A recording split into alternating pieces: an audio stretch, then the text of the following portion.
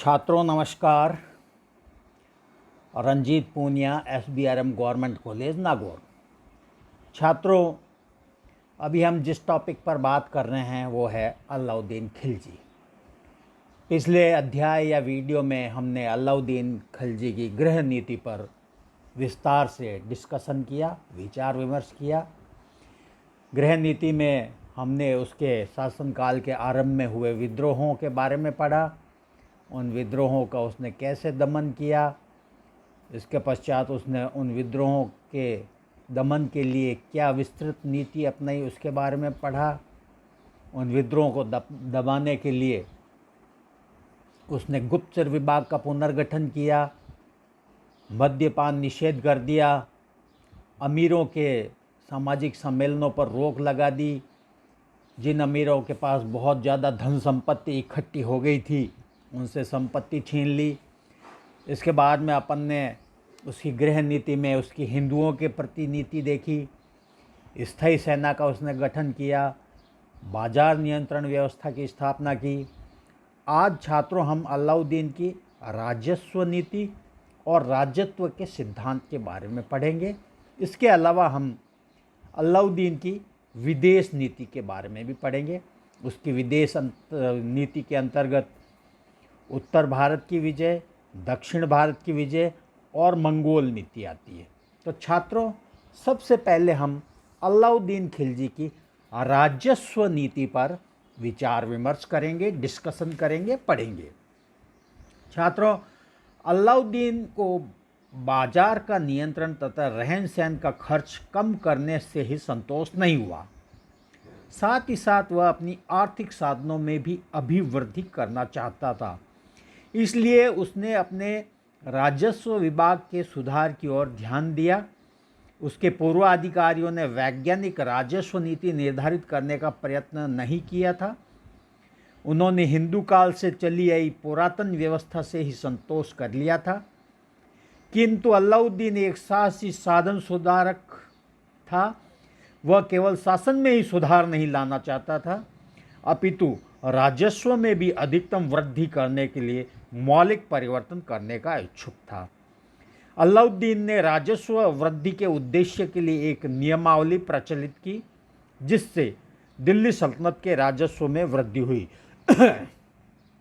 सर्वप्रथम उसने मुसलमान माफीदारों तथा धार्मिक व्यक्तियों की मिल्क यानी राज्य द्वारा दी गई संपत्ति, इनाम, इद्रारात यानी पेंशनें तथा वक्फ धर्म के लिए दी गई जमीनें, संपत्ति आदि के रूप में मिली हुई भूमि जब्त कर ली।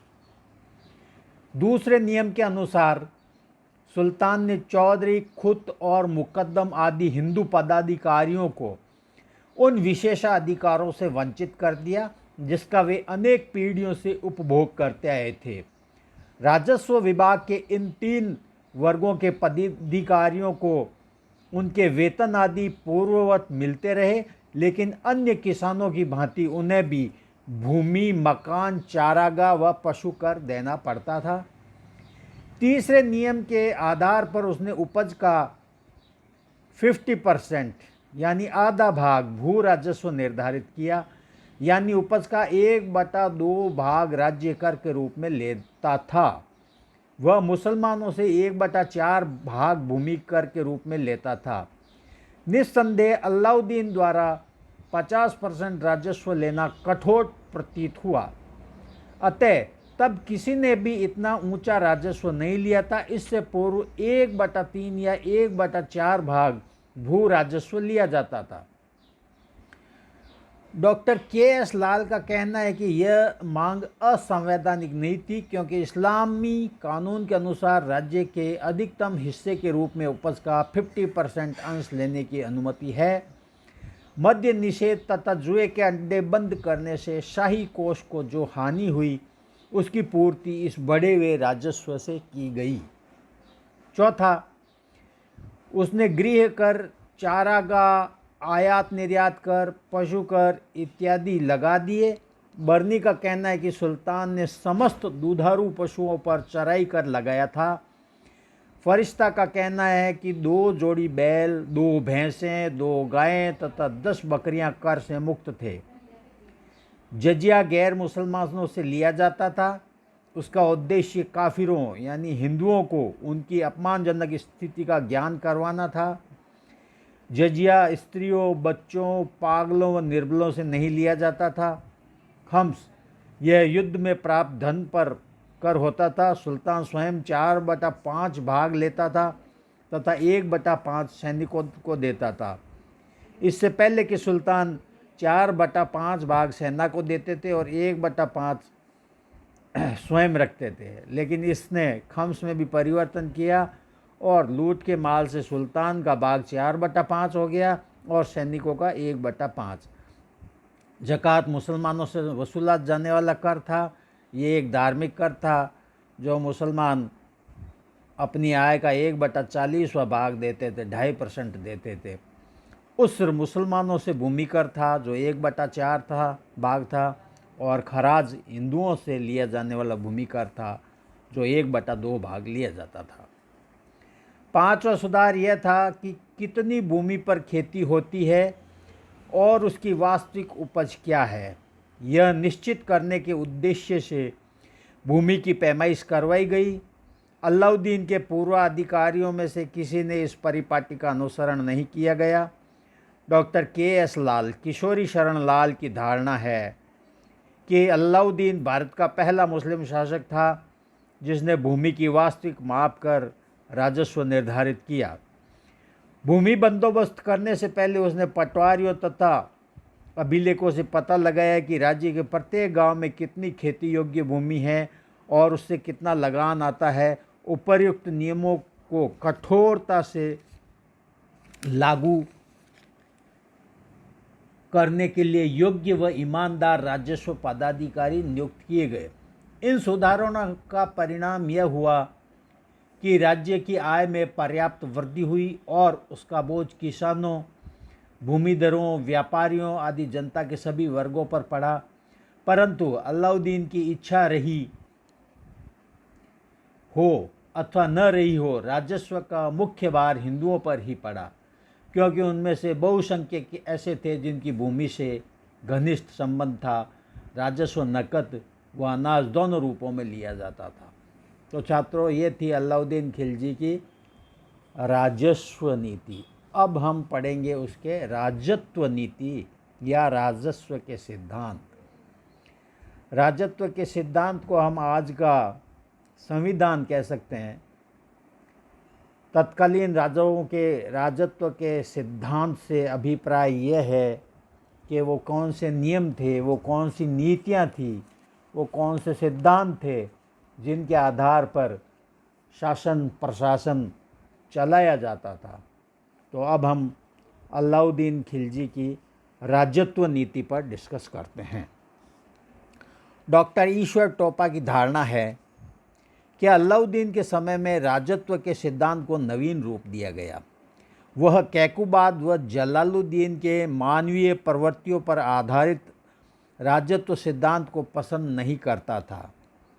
वह नहीं चाहता था कि सुल्तान की सत्ता पर जनता का नियंत्रण रहे। उसका विचार था कि जनता को सुल्तान की आज्ञा का पालन निर्विरोध करना चाहिए। वह अपने कार्यों के लिए धार्मिक स्वीकृति भी प्राप्त करना नहीं चाहता था।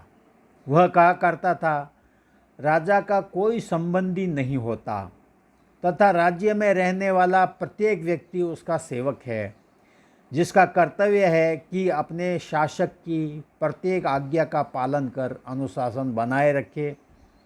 वह तो राज्य सत्ता पर धार्मिक नियंत्रण रखने का भी विरोधी था। अतः अलाउद्दीन राज्य सत्ता को निरंकुश एवं उलेमाओं के प्रभाव से मुक्त रखना चाहता था। इस दिशा में उसने अपने राजत्व के सिद्धांत को धर्मनिरपेक्ष भी बनाने का प्रयास किया। उसकी धारणा थी कि कानून सुल्तान की इच्छा है और उस पर वह निर्भर रहता है। Doctor RP. त्रिपाठी लिखते हैं, अलाउद्दीन कहा करता था कि तुर्क जन्मजात शासक हैं और प्रभु सत्ता पर उनका अधिकार है। अलाउद्दीन के समय में अमीर खुसरो एक अच्छा राजनीतिक विचारक था। हज़रत अमीर खुसरो उसने भी राजत्व के सिद्धांत पर पर्याप्त प्रकाश डाला है और सुल्तान अलाउद्दीन उसके विचारों से अत्यधिक प्रभावित भी था।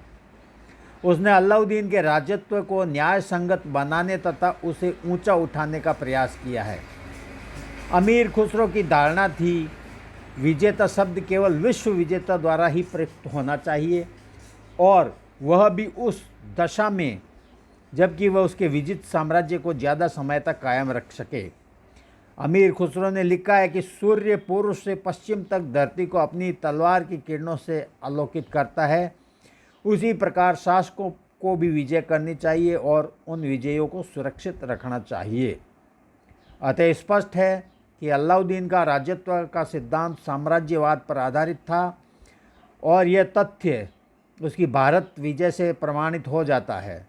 भारत में जो प्रदेश उसके द्वारा जीते गए उन पर उसने अपनी राजनीतिक प्रभुसत्ता कायम की। इसलिए अमीर खुसरो ने अलाउद्दीन को वास्तविक विजेता माना है। अलाउद्दीन ने अपने राजत्व के सिद्धांत को दैवी शक्ति का बाना नहीं पहनाया। उसके विपरीत वह ऐसे राजत्व में विश्वास करता था जो स्वयं अपने अस्तित्व द्वारा अपना औचित्य सिद्ध कर सके। जैसे कि बलबन का जो राजत्व सिद्धांत था, तो उसने कहा कि इसमें दैवी शक्तियां हैं, वह देवताओं यानी अल्लाह का धरती पर एक नुमाइंदा है और उसकी आज्ञाओं के अनुसार वह शासन चला रहा है।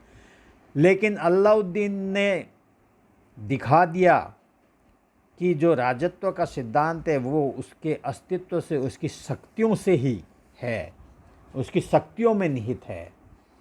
अलाउद्दीन यह भी समझता था कि अलाउद्दीन यह भी समझता था कि उसका राजत्व जनता के स्नेह और भक्ति के अभाव में संभव नहीं है। अतः उसने अपने राजत्व के सिद्धांत को जनता की दृष्टि में पवित्र और न्याय संगत बनाने हेतु जनमत के समर्थन प्राप्त करना आवश्यक समझा। निसंदेह अलाउद्दीन एक महान राजनीतिज्ञ था। वह प्रथम शासक था जिसने कि राजनीति में धन के महत्व को समझा। उसने देखा कि राजनीति में सबलता प्राप्त करने में संपदा, धन एक महान शक्ति के रूप में प्रयुक्त होती है। यह अलाउद्दीन की अतुल दौलत थी जिसके माध्यम से उसने अपने विरोधी व अन्य लोगों के हृदय जीत लिए थे। अतः उसने अपने राजत्व में धन को भी बहुत महत्व दिया। जन कल्याण को भी अलाउद्दीन शासक का प्रमुख कर्तव्य समझता था। धन का जो उसने वितरण किया उसके पीछे उसका एक उद्देश्य यह भी था। निस्संदेह अलाउद्दीन एक अच्छा प्रशासक था, पर वह सुशासन से अधिक महत्व सैनिकवाद को देता था। मंगोलों के विरुद्ध जो उसने सफलता प्राप्त की, उसकी सैनिकवाद में धारणा और भी प्रबल हो गई। बलबन की भांति अलाउद्दीन भी आतंकवाद तथा निरंकुश शासन का प्रबल समर्थक था। इसलिए उसने मंगोलों व अपने विद्रोहियों को समाप्त करने में आतंकवादी नीति अपनाई थी। संक्षेप में हम कह सकते हैं, अलाउद्दीन ने न तो जातीय श्रेष्ठता, न ही चुनाव अथवा खलीफा की स्वीकृति को चुना, वरन वह तो अपनी सैनिक शक्ति के सहारे एक निरंकुश शासक बना रहा। यह था सुल्तान अलाउद्दीन खिलजी की राजत्व नीति। छात्रों, अलाउद्दीन खिलजी की विदेश नीति हम कल के चैप्टर में देखेंगे। तब तक के लिए गुड बाय, थैंक यू।